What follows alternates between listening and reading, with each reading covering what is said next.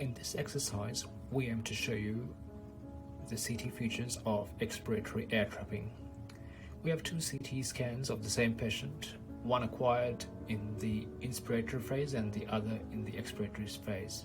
In most centers, you will notice that the expiratory scan does not have the usual thin slice images due to the information required being sufficient on thick slice images. So you will see a jump on this scan, whereas this one would be quite smooth.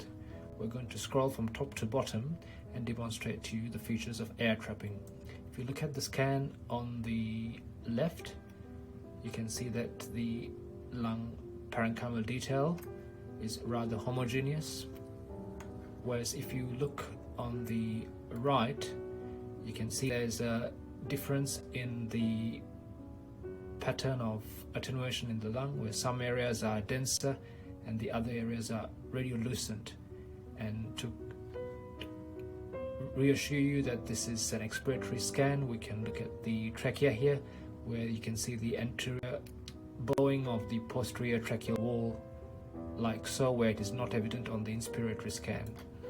What happens is that when the patient breathes out, in certain forms of disease, especially that with small airways disease, the air does not uniformly exit out of the lungs and retain in certain areas, and these areas are called the trap portions, and this can sometimes be also fall under the spectrum of mosaic attenuation patterns in patients. In this particular case, the lack of the mosaic attenuation pattern on the inspiratory scan suggests that this is due to patchy air trapping. This can be much better delineated on time scans, where you can have a very optimal rate of expression to accentuate this.